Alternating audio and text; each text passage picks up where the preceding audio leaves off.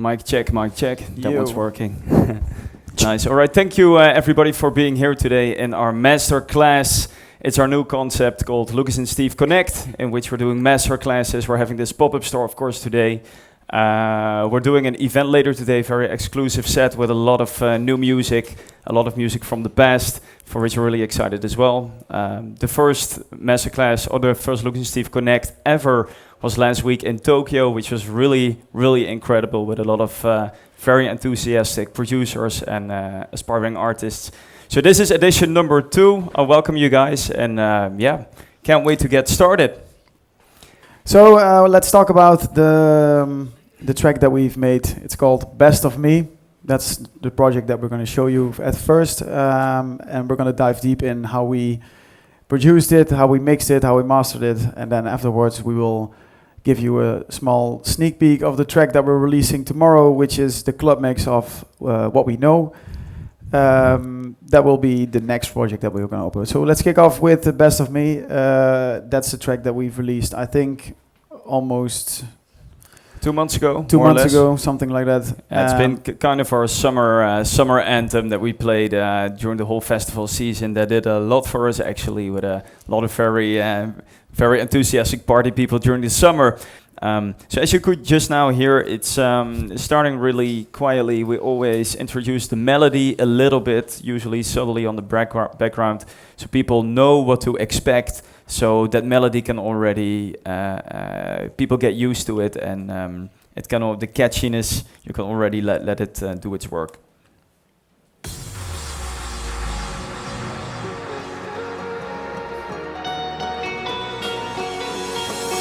You were there when my heart went cold. We introduce the vocal. You were there guiding me on my way home. Through the darkness you showed me love, so give me one. And as you will notice in this break, and this is a structure that we use for a lot of tracks, I think in every track, whether it's pop music or it's dance music, there's like one rule, and that is that a track keeps on building. So you don't start with all instruments at the same time. It's too much for people to comprehend, and you also don't want to give away everything from the start. So what you do is start adding subtle elements. What we do in here is that we have a very subtle hi-hat running in the background. Give you the best of me. Through the darkness you can hear showed that. me love, so give me one more day and I will give you the We'll best proceed. of me. You were there when my heart went cold. Shakers in the background, tambourine. Guiding me on my way home. Through the darkness you showed me love, so give me one more day and I will give And you here new elements. Breaking it down a little bit, building the tension. You hear the bass coming in right here. through the darkness you showed me love, so give me one more day and I will give you the best of me. And then the drop. So that's actually key to how we build up our music, just introducing those elements at the right time. We always start with the head that we have in the beginning is actually a way of already making it easy for the audience to hear where the beat is without using a kick drum. If you have a kick drum from the start, that's already quite energetic, and you're actually already giving away that low end, where we always like to save that for a little bit later on in the record. Then after the head, we introduce the shakers, then the clap. So every 4 or maybe 8 bars, we introduce something new to build the track and keep it interesting. Then we go towards the drop. Also, these elements are just like this is the so we have the melody. There we go. This is the guitar that Lucas played. And I think we have 6 or 7 layers of chords who do not every. These are first one, piano.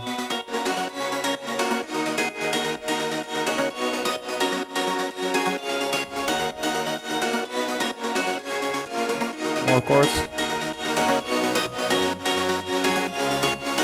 So every chord has their own frequency range. So these are the chords that are a little bit lower,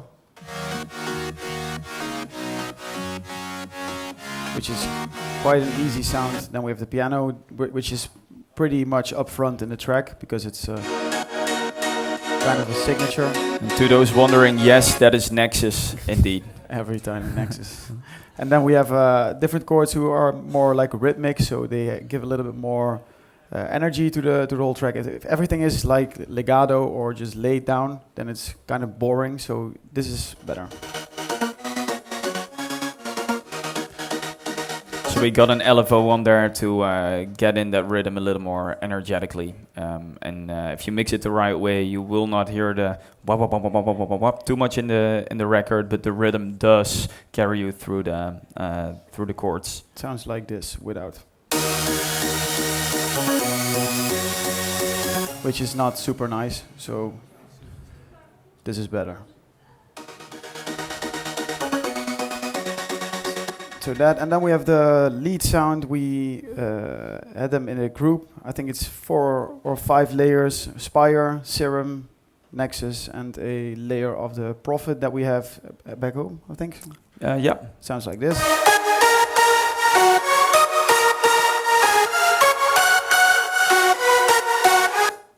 So that's the lead part. So if we combine them all together, then it sounds like this.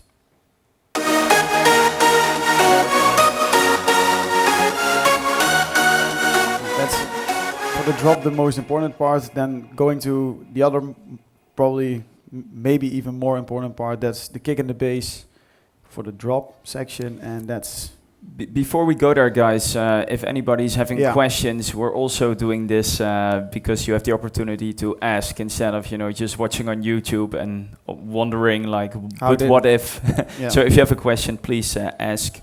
Also, I'd like to put an emphasis on, if you look at the instruments that we use, we always like to use different layers from different sources. So don't, like we have a Nexus piano, that's of course very characteristic, but you don't want your whole song to sound like that particular plugin. So you use a little bit of Spire on top. We play guitars and pianos ourselves to keep it organic. Also, it's already sounding differently because you are not using the clicked MIDI, if you know what I mean, where you just draw in the chords and the notes, but it's like organically played. That makes a huge difference, especially if you're having a dance record that you want to, make it cross over to pop music. So it's all about those layers that make it into a new sound. For instance, this is something that we do that we do a lot is like making our own percussion. This time we made it with a guitar.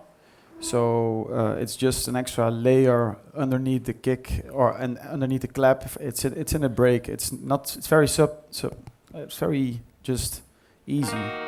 There you go. This is one, and then we have the percussion thing.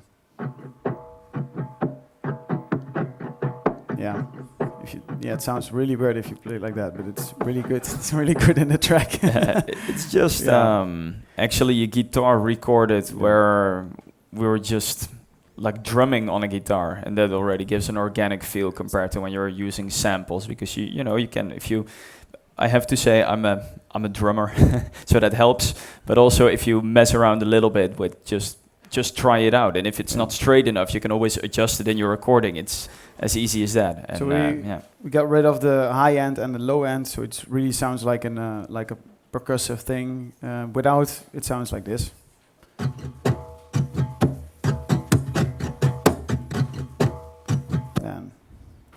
Both. And then I feel like if you don't have a guitar, try your table or whatever. Like, just have fun with it. Pots and pans, everything works. So that's it. And then where we were at the section where we're gonna show you the kick and the bass, which is probably for a dance record the fundamental part, which sounds like this.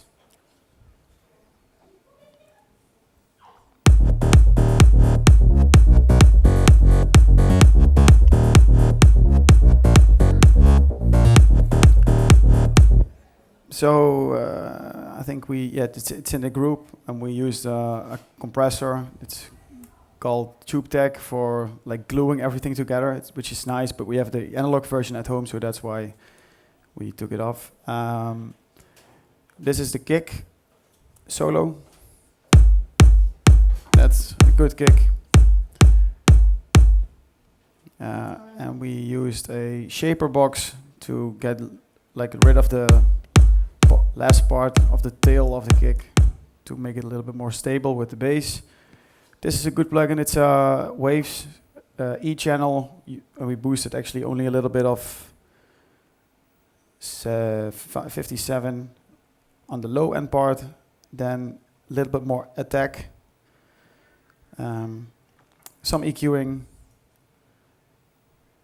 and a boost clipper to get rid of the peaks, small equalizer. That's actually it, which is pretty easy. But it sounds good. It's a good source. It's a good kick. So don't have to be like doing over processing or producing. It just sounds like this, and it sounds good. And then we have the bass section, which sounds like this. This is one.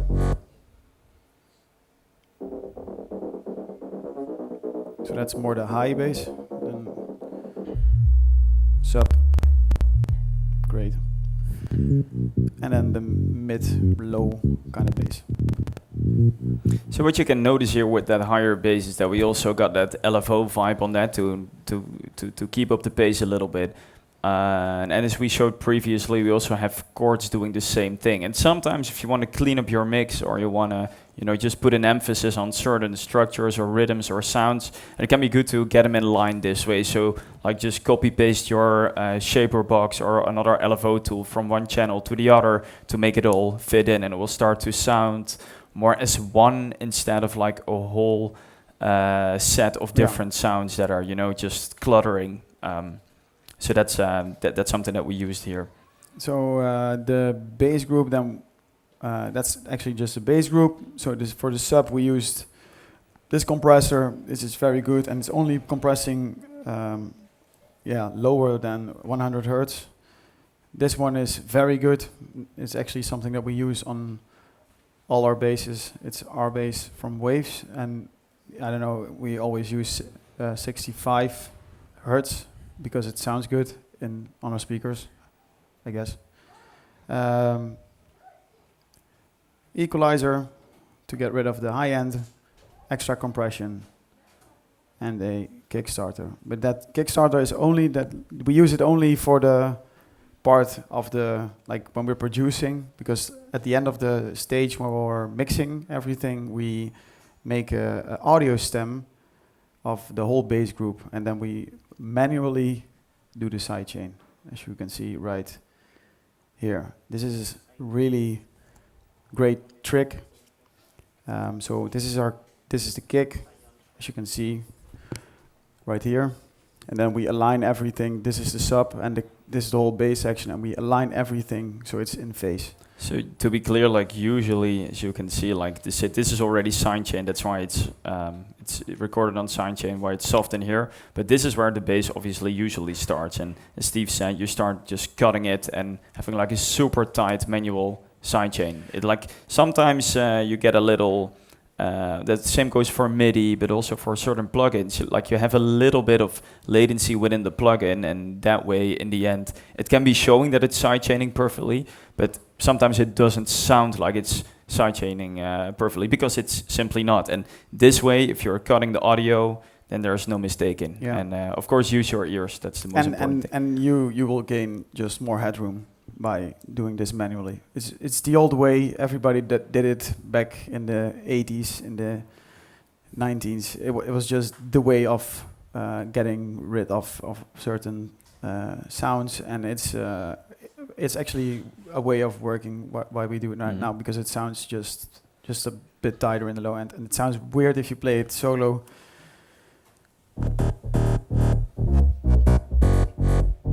But it works very good with the kick.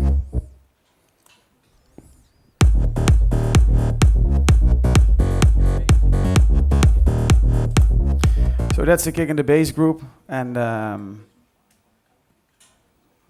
let's talk about the vocal. Yeah, cool, absolutely. I think what's also interesting about the vocal is how you use your vocal. When do you introduce doubles? When do you introduce harmonies, ad-libs, stuff like that? it depends on what genre you're producing, but in like regular pop and dance music, it's often a little too much if you start introducing your ad-libs and your harmonies and stuff already from the start. Actually, same goes for the percussion. Same reason you want to save some parts for later in the record so you can keep on building. So this is our lead. You were there when my heart went cold. You were there guiding me on my way home. Through the darkness you showed me love. So give me one more day and I will give you the best of me. You were there. Until this point in the record, we're only having some doubles. You can see them right here in our dubs and harmonies group. So we got one band all the way to the left. You were there when my And one on the right. You were there guiding me on my way. Those are the doubles. Through the darkness you showed me With the lead. love. So give me one more day and I will give you the best of me. You were there when my heart went cold. So as you hear, we got very nice delays and reverbs on the lead vocal already. On the doubles, we keep them dry just to keep the signal very clean. So later on, we start introducing some harmonies and doubles. I'll show a couple of them to see what's going on. I think we have about 9 doubling harmonies and vocal stems, which means the vocalist, in this case Philip Strand, he sang them in multiple ways. So we have we have a couple in falsetto, we have a couple a little bit lower, we have a couple just sang in exactly the same way, but then a little bit different to make it wider. Just get you through them. Falsetto on the right. Falsetto on the left. Those are the doubles. And for now, that's it in this part of the record.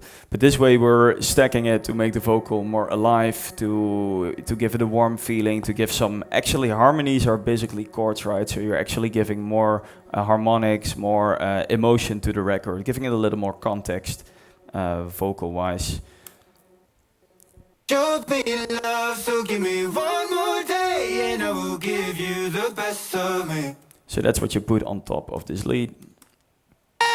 Show me love, so give me one more day and I will give you the best of me. Then we get that big ad-lib by Philip that he absolutely nailed.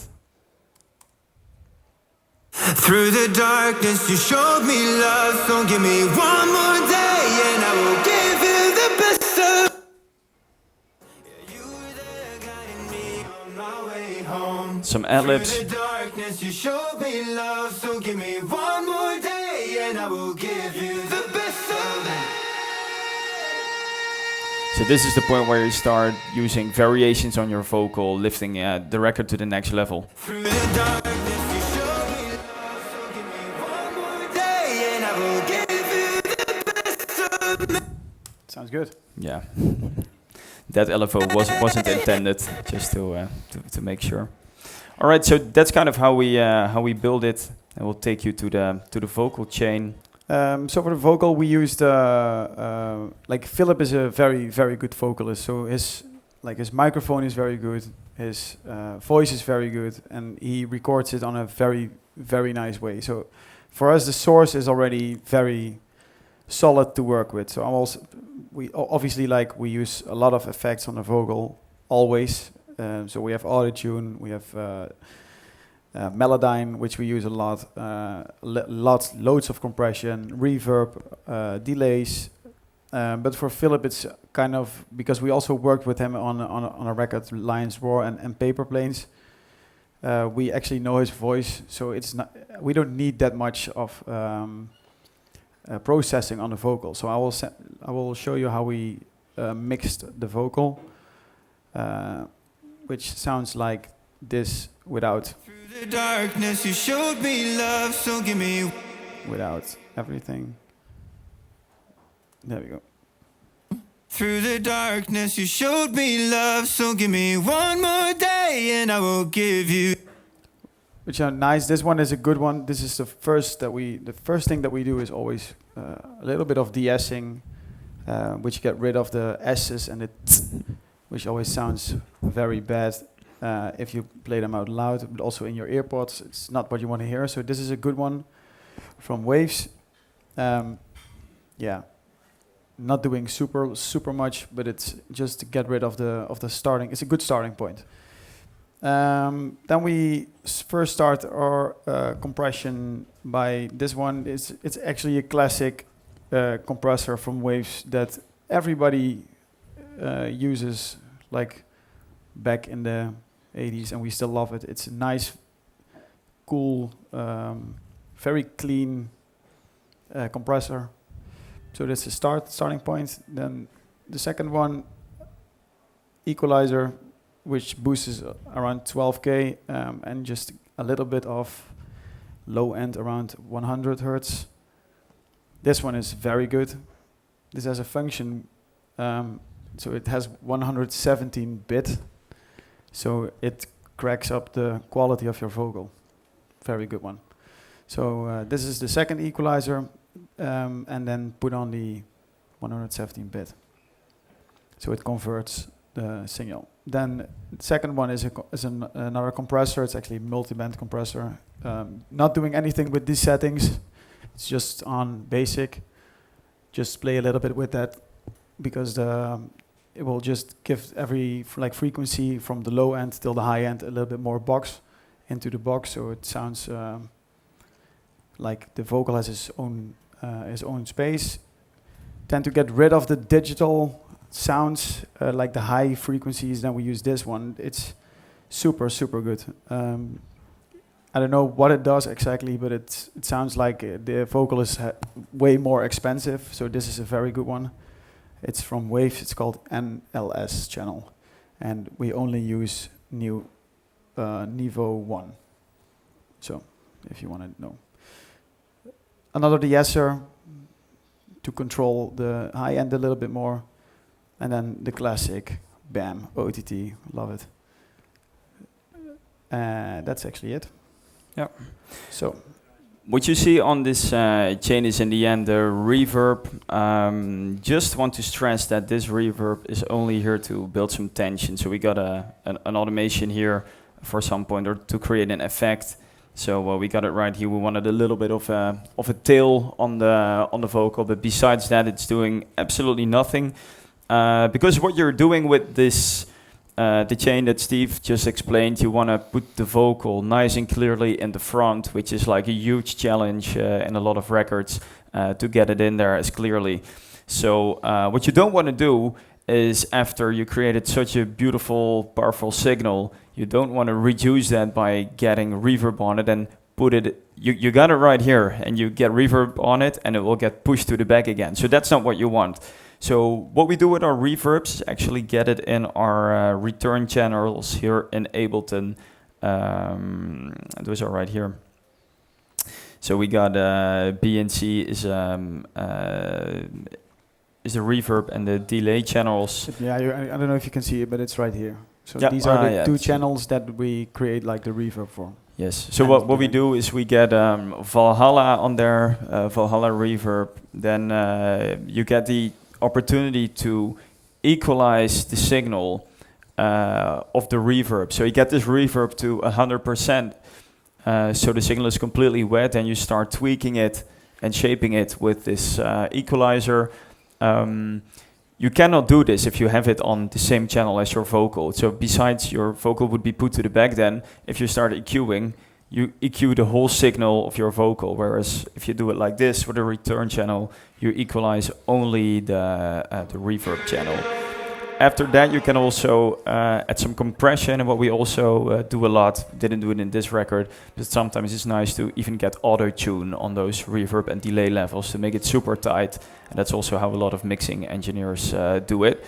So if you're gonna use reverb and delay on vocals, try it on return channels, because it will keep your vocal more in front, more in the face, and a little bit more powerful.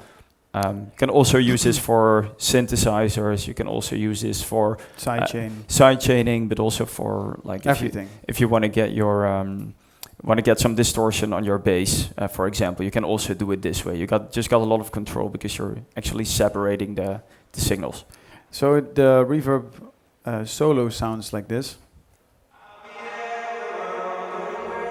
And as you can see, we like manually have a automation. In certain parts it's higher, then we got lower, higher, low, high, low. So more or less reverb. That's the reverb. Then we also did that with the delay.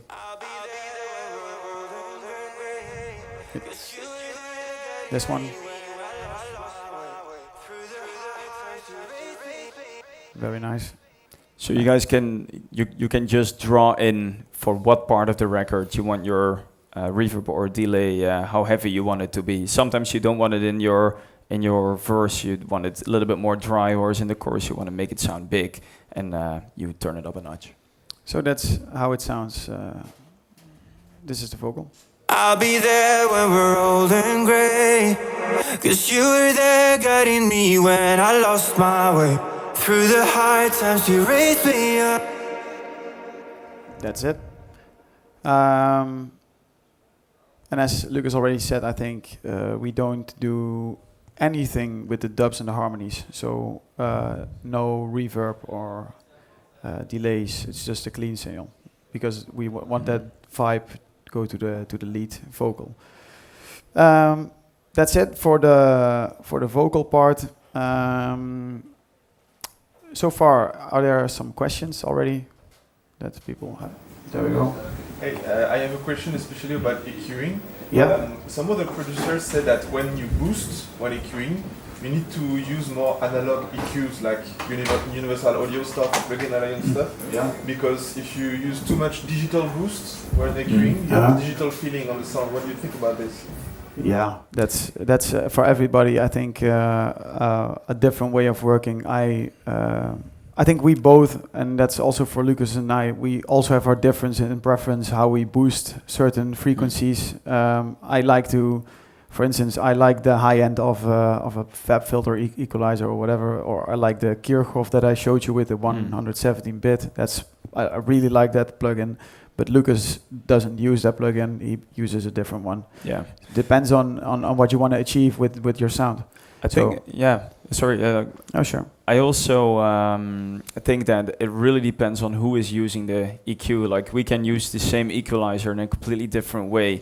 We sometimes talk to like mixing engineers and talk to like they're mixing all day, and sometimes it's incredible what they can achieve with a Pro Q. Like it's super basic equalizer, which can have like a certain sound, but then sometimes it's unbelievable. Like, what the hell did you use? Oh, just Pro Q3 fab filter. But just using your ears. It really depends on who is using it. On the other hand, what's interesting is sometimes actually what we do a lot, and maybe that's also something that you heard from other producers, is that there's a lot of, for example, it can be universal audio, but also waves. Emulations of API or Neve EQs or whatever, they have like preset frequency ranges, right? They have these bands, they're set to maybe 80 hertz, then another band on 200 hertz, whatever. Like it varies between every plugin. But what's actually happening with those emulations is that they're emulating a sound for compressors or equalizers that are used, for example, for vocals for 40 years already, like the analog version. But there's a reason that equalizer became popular for vocals, right? So then it might be a good idea to keep those frequencies in mind if you're mixing vocals, like if you're using an API equalizer, for example, and it has a standard setting of 220, go to your Pro Q, set it to 220, and there's a reason why it's set to 220, right? So that's always how you can think about stuff. If you're mixing vocals, just look at the EQs that are used for vocals a lot, and it will be a logical thing. Like, it's research that people have done already for you. Like, true. Does that make any sense? Yeah. Right. Any other questions? Great. Maybe very little questions. why do you use so many compressors and equalizers in the same track, for example, in the vocal, instead of like trying in this one? So why we use like a lot of different equalizers in like the same. Okay, so why we use loads of plugins, like loads of equalizers on one channel? It's because we are lazy. No, no, we just sometimes it's better to. Let me get a nice example. Where do we get this? Well, for instance, the vocal. It's probably the best way. This is the first compressor. So the settings that we use right here, as you can see, is the attack on 12, 15, then the release all the way down, which makes the vocal not only taming the peaks, but it gets like the signal gets way flatter. So it's a different way of using this equalizer. Would I do this when I do this, like for instance, doing this?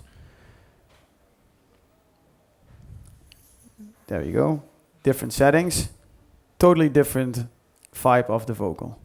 So it's a completely different way of using the compressor. That's one. Then we get over to the, that's what this is. Then we get over to the first equalizer. The equalizer that we use here is a Puig tag. It's actually kind of it has already kind of a sauce, so it sounds actually super nice already. So if you just put it on without doing something on the knobs, everything turned to 0, it already has some character. So that's one. Then this one is way cleaner, so this has no character, but it only lives the 117-bit converting. So every equalizer does something different, has its own character, and that's how we build some styles of equalizing or compressors. This is a different compressor than this one. Like this is actually more kind of multi-band compression. So this has only bands. So for the low, high, I'll show you guys right here. Low, high. This is for the whole signal. So just different ways of working, different characters, different plugins. And sometimes when you see like two Pro Qs, like we use it a lot, the Pro Q from FabFilter. If we use it twice, then it's really because if we would do something like this on I think this is on the guitars, and we would do something different with it, and it's just because we don't want to get rid of this one, it's just adding an extra one. It's so easy, so that's just because we're really that lazy. So yeah. So it's just for different purposes. Like sometimes you want to flatten, that happens a lot with vocals, for example. You want to flatten the signal first to keep everything very tight. And after that, you want those attacks back in your vocal, right? To make it stand out and to make it sparkle. So what you could then do is like use like a very fast attack, like the first CLA 76 that Steve just showed, to flatten it, then get another different compressor in there and do it the other way around. So you give it more attack instead of just flattening. And that way your signal will be super tight with very good but very controlled attack. So you just make them work in a different way. Exactly. There was another question here, It's more the early stages. Yeah. What was the reason behind choosing Philip as a vocalist for this? Like how did you choose? Ah, yeah. Did you do auditions and how do you know? Good question. Vocal will fit with music and what you feel. That's so what sometimes happens is that people just send vocals to us and we're like, hey, this is a great voice, we'll keep it in mind. Sometimes the vocal is already really good in the song and we start working together on it. But with regard to Philip, he was already on our song with Tungevaag, Paper Planes. So that's what we know him from. And how did you get him on that song? Well, that's the thing. So he sent us a song. He approached us with like first levels of Paper Planes. Like, guys, is this something you guys want to work on together? Like, this is crazy. Let's do it. Is it something like you already know the lyrics and you like put it like in a database somewhere and then someone sends you vocals? How do you know? Like sometimes you already sent you, as you said. it depends. Like my phone is filled up with like thoughts about lyrics, about I like it's stupid if I play you my dictaphone on my I won't. But it's something then, how do, for example, how did you find out already that this lyrics and then you send it to me, to see if this is what you mentioned? yes. Database or like people send it? They just send it like they feel like this is something that might work for Lucas and Steve, and then they send it. And the other way around, it also works. For example, with Best of Me, is that we actually already wrote the whole song A to Z melody-wise. And we were looking for lyrics, and of course he made some melodical changes in his vocal as well. But our instrumental record was already there, and we gave him a call like, we love your voice. We think this could work really, really well together. So let's try that. What was the name of the first version? Do we saw that? Of this record. Yeah, it's a good one. Would be funny. Yeah. We always give it like it wasn't called Best of Me when we made. I think it was supposed to like doing. It's probably called Super Amazing Awesome Track. I think we started this as a Thailand. I don't know, as a collab with. Yeah. I think we were like maybe it's something to work on with Martin Garrix, but then we never ended up sending it to him because we were already finished. They were like, I will send some other stuff. Yeah. Yeah, that's fine. All right. The next thing we want to show you guys is the mix and master bus. Is that a good one? Yeah, show them? absolutely. Yeah, totally. Meanwhile, I'll look and see if I can find that first version. Cool. Yeah. Everybody has our own thoughts on how to approach a mix or a master. The thing is that we work already with our master chain on. The master chain that we used or made is a thing that we join the party. The mix bus that we made is a thing that we worked on for a couple of years. It has a special thing for us. It works very well. It's very fast, and it sounds, I think, pretty good. So the thing is, I will just show you guys how the track sounds without anything on the master. It sounds like this.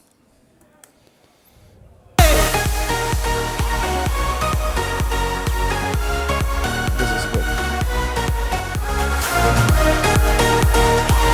So as you can see, it's not louder. That's the thing. Like, we mix already pretty loud. So our mix is already, I think, almost as loud as our master, maybe even louder. Yeah, and there it is, the first version. Great. I got it. So, without anything on the master, we already have that -6 dB, which is pretty loud. Afterwards, so we start off with getting everything down, like dB-wise. So we start off, as you can see right here, down, I think it's -8. I think it's -8. So -8 dB into our mix bus. There we go. First, Lucas airdropped me the version, the first version. Oh, there we go. This is the very first version. With a different vocal that we wrote in LA, but we weren't happy with it, so we started writing again. Is this with the vocal? I think it's with vocal, yeah. Since it's called Find You Again. No, it's not. But it's okay. This is a very good demo. It's the AliExpress version.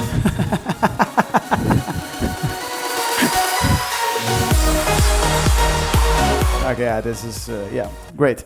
Please don't say you like it better. Yeah, it's so much better. First we were talking about the mix bus. So before we even getting into the mix bus, we get rid of the dB. So -8 dB. It depends on how, and that's our meter is, and that is what you can see right here. Our kick and our bass has to be around -6 dB. That's our starting point for the mix. Let me check where the kick and bass is. I think they are right here. So there we go. Around here should be going. There we go. As you can see, it just peaking towards that -6, which is good. So that's when I know I need to go -8. What's important then is as soon as you've set that and you know how loud your kick is in your mix, then start adjusting all of your other sounds to that mix. Use references, see how other instruments are compared to that kick, compared to other records, and then start setting it and level. Like the thing is, the kick is the most important part of your whole track. Like it's the like meter of everybody getting move. Like the move of the track is your kick. So starting with that -8, then the first thing that we do is, and this is, I don't know what it does, but it's something magic. It's the equalizer, or the compressor, the G-Bus compressor of SSL. We have the analog version. We have, I think, 6 other versions of this one. But this is the thing that we use because it sounds very gritty. There's like some sauce at the low end part, so it makes it super nice. This is a very good one, and it doesn't do anything. It's just there. This one is barely moving. This is always set on 12-15. I think 2.5 dB gain reduction. Then this one, and ratio on 4. It's actually always the same. This is not changing at all. So if I show you guys without this, it sounds like this. Not moving anything, but huge difference. Also louder, but there you go. Then the first equalizer, 126, 1 dB. This is something that we do also a lot. It's just boosting a little bit around the stereo, getting rid of the really low part of the stereo image. Like the stereo is the white section, it's not the mono thing. A little bit more white bass. Sounds good. This is nothing that we use. It's off. Then we go to the multi-band dynamics, which is actually just an OTT on the master. It's this one. As you can, I don't know if you can see this, but it's right here. It's a really incredible one. It's like OTT, but it's doing something very, very special if used with the right settings. It's Ableton exclusive, unfortunately for everybody not using Ableton, but it's doing something very, very great for the mix. I can show you guys how it sounds.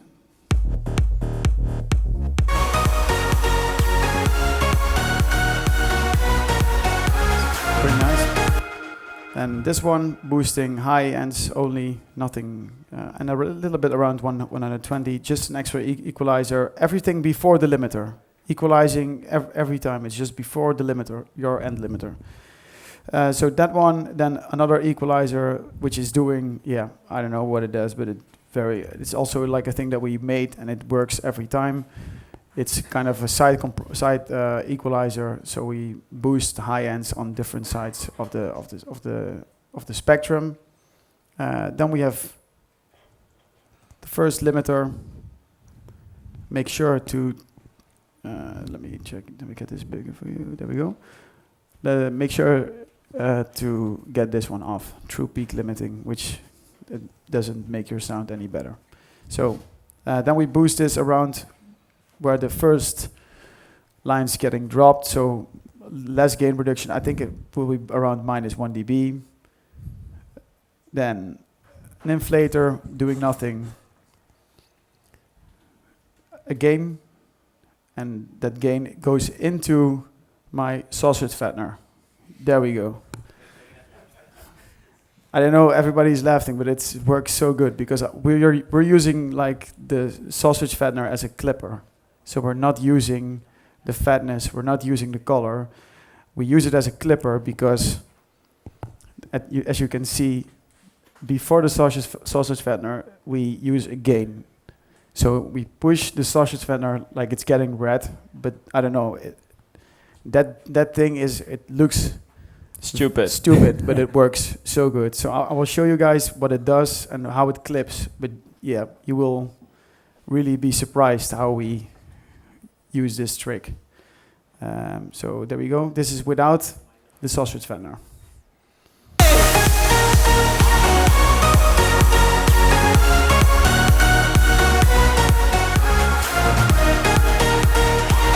There we go. Only the gain. Sausage fender.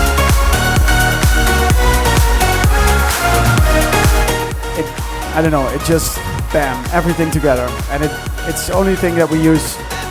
It doesn't matter that it's red or green. It's just like, obviously don't push it only to the red because then it sounds like very distorted. But it's the combination between the Pro L, the gain that we use, and the sausage fender. So this is very important. And as you can see, with 1 dB, 2 dB. It still sounds very powerful, very energetic. So this is a very good one. Use it as a clipper instead of everything else because, yeah, I don't know, there's probably no better way of clipping than this one. That's for us, for our music. After that, we just use this one. It's, yeah, I don't think it was on. We used it only for the first draft master that we did. And then this one. It's the maximizer of Ozone. Yeah, IRC3 is the best. And then ceiling always true peak limiting off. And sealing everything always around minus 0.3 because else you will get clipping into your DHW, and Spotify or Beatport or whatever will recognize it as clipping and it will make your track softer. So minus 3 dB is always safe. That's the mix bus. The only thing that we do after we finish the track is we bounce it, so we render the track and then we get this chain over to the other project and we master it as a stereo file because then you have more headroom. So not in the project itself. That's it. And I can also, yeah, that's a different project, but I can show you later. Are there any questions? Nice. Then All we're right. Then we're doing Then good. it's up to you guys. Come on. Yeah. Please. How do you know about all of these plugins? Like, do you know about new You collect them over the years. Like it's we've been Remember making music we're for nerds. Yeah, we're doing this for since we're 12. Yeah. So then you collect and you and actually there's like this huge plugin revolution been going on for the past years. Has to do with processing power. Like if you compare what plugins can do right now compared to 5 years ago, the difference is huge. It's unbelievable. Yeah, but there's many plugins you can have a lot, but I think it's worth like investing a lot of time in getting to know a couple, but getting to know them inside out. Yeah. I think that will make a bigger difference than collecting as many as possible. First, get to know them to start with, and then start expanding your horizon. Thing is, there is a big revolution going on in plugins, but we still use the same plugins as we did 12 years ago. That's because we know them very well. Mm-hmm. So, yeah. I know there are some very good ones, and they are rebuilding, and there's a lot of things that is just unbelievable how they do it, but it's still the way of work. It has to fit the way of work, your way of work. So, yeah, I don't know. It depends on how you work, but for us, yeah, we still under master use this, and it's, I don't know, maybe 20 years old, and it works. So, that's it. Yeah, that's actually the track Best of Me. So if you guys have any other questions, let us know. But yeah, we can also go on to the next one. Or do you want to explain something more about this track? I think when it comes to Best of Me, we've shown pretty much everything. If there are no other questions, we would love to take you to the record that we are releasing tomorrow. And that's the club mix of our tune, What We Know.